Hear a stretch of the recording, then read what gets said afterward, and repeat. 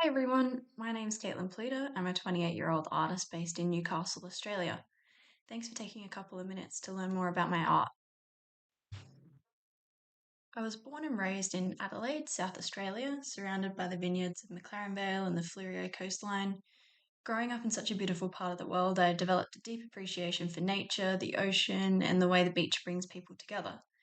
I have many memories of going down to Moana Beach during school holidays, spending hours there with family, playing in the waves, and of course getting a paddle pop or maybe even a maxi one if we were really lucky.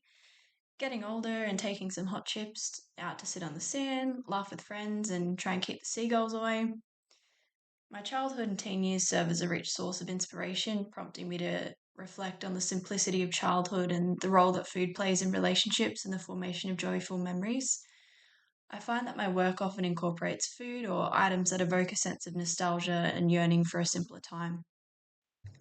So, I'm influenced by many artists, but a couple that I'm constantly drawn to are Alicia McGuckin, a Western Australian still life painter who really captures growing up in Australia in the 90s, and Alaya Ganuza, she's a Spanish painter who creates these beautiful coloured still lifes and animal portraits.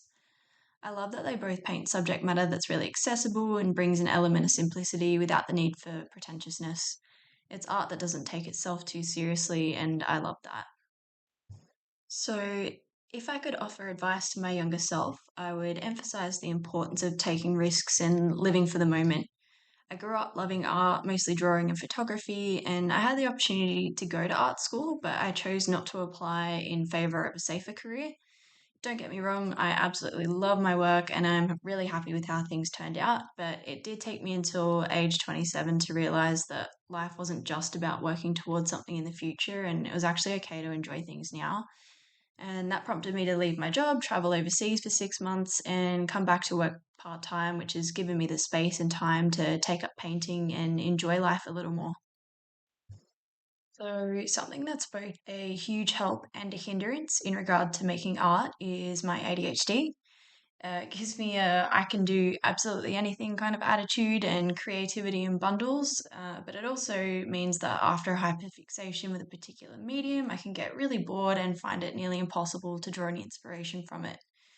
In the past, I've enjoyed graphite, colored pencil, photography, but I'm trying to make an effort to stick to oils for a while to see some improvement and develop a more consistent style. Even though I can be all over the place with how I make art, I've always found ways to be creative. So while I'm painting, I'm always listening to something. I would go crazy in silence. Having something to listen to helps me really reach that flow state when I'm working. What I listen to changes by the week, and it includes audiobooks, podcasts, music, or just having the TV on in the background. Recently, I've been really enjoying true crime podcasts that don't focus on murder, so things like Scam Artists, Jewel Heists, I've been finding really interesting. So if anyone has any podcast recommendations, I'll keep an eye on the comments. So, one thing I love is seeing people's reactions when I paint their pets or sentimental items. It's so nice to hear about the connections, the memories, and the love that are tied into a painting. Recently, at a opening night of a group exhibition I was a part of, I saw two women look up my painting in the brochure and comment on how I was charging too little for my painting and that it was worth more than that. So that was really nice to hear that some strangers thought that my artwork had value. So I really hope that my artwork serves to take the viewer to a simpler time or a joyful memory and just provides a momentary break from the fast pace and often stressful daily life we're accustomed to as adults in the 2020s. So, given I'm so new to the art space, it would mean the absolute world to me if you checked out my Instagram profile and helped me with building a following.